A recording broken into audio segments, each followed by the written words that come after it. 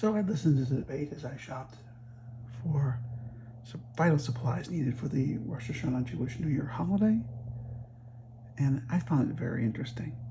J.D. Vance did very well. He was able to show fealty to Donald Trump, while at the same time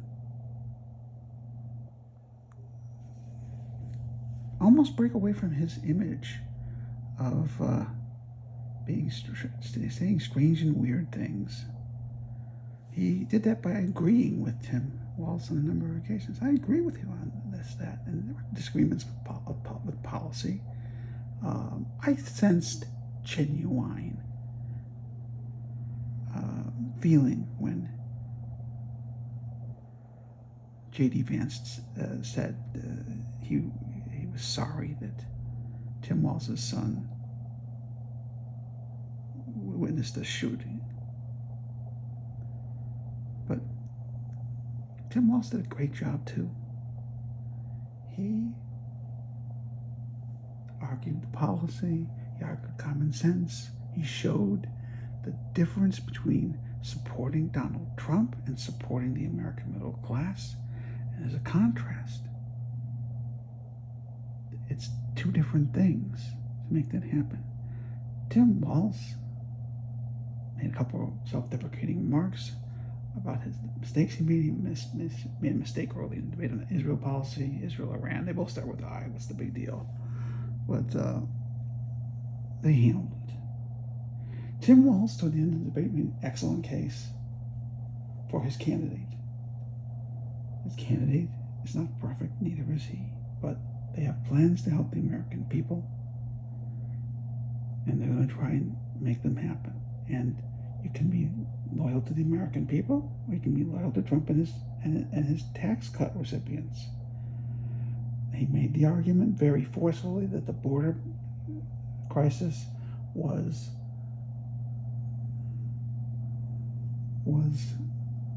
the current border crisis was the fault of Donald Trump.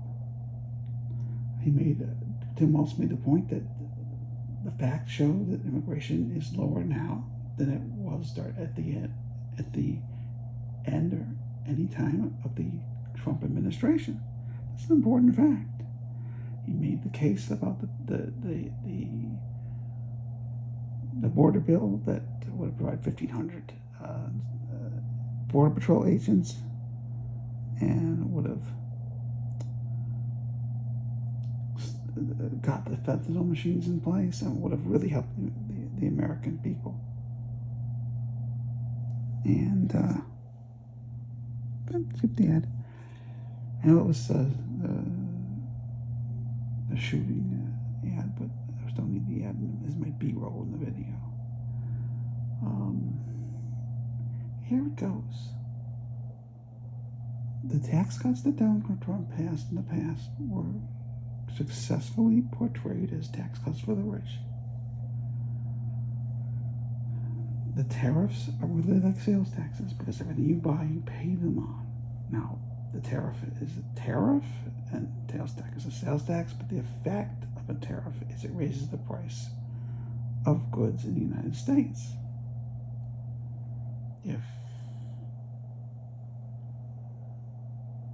we get into the car example, which I've given, is if the car is going to cost $20,000 and the tariff is $3,000 and the car is costing the consumer $23,000. All tariffs get passed on to the consumers. They may protect American industry, but they could also, as Tim Walz pointed out, they could also trigger a trade war that Donald Trump would lose. But J.D. Vance made good points. I think the abortion debate was fascinating. J.D. Vance just basically tried to change history, and the example he gave,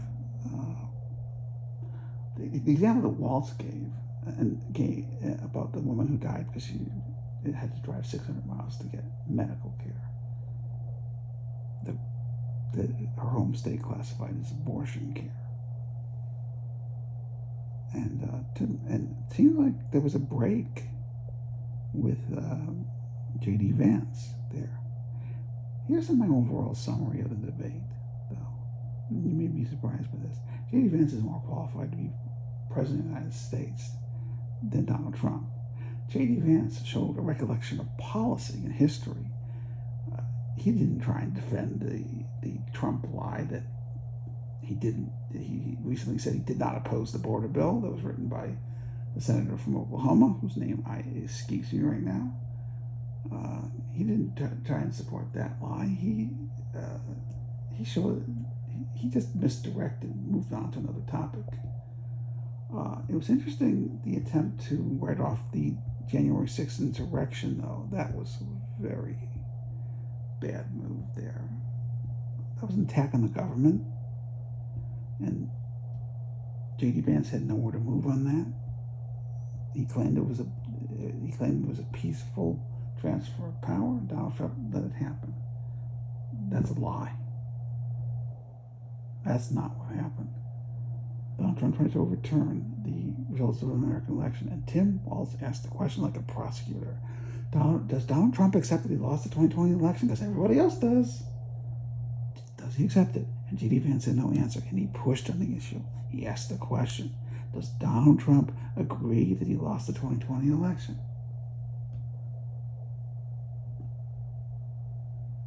And there was no answer.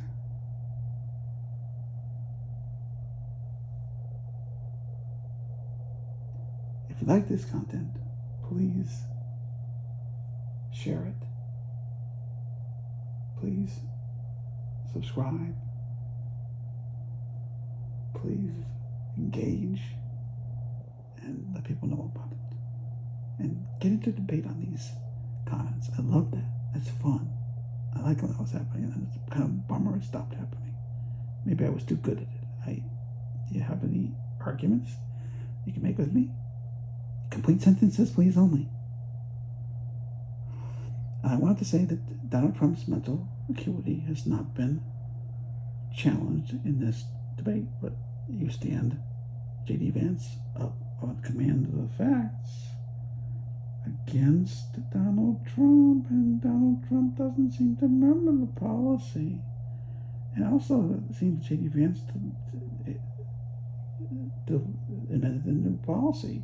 Trump Care was going to replace Obamacare, and suddenly we're fixing Obamacare. And Tim Walz failed to push the issue that 60 times that Congress tried to repeal Obamacare, although he mentioned the one time that John McCain stopped the bill from passing. But the points was made. ACA provides insurance to 45,000 people, 45 million Americans, and Donald Trump was going to mess it up. And it was great to watch JD try and walk back this concepts of a plan idea. That was hilarious. If it wasn't in pain from like a pulled hamstring or something, I would have laughed. So here it goes. Your debate analysis. It was much more equal than the presidential debate. And I'll say this: Donald Trump is rightly afraid to debate Kamala Harris again. There's no time. Yeah, there's no time for you to get your ass kicked again, Mr. Trump. All right. That's my 9-minute analysis. Please share this content.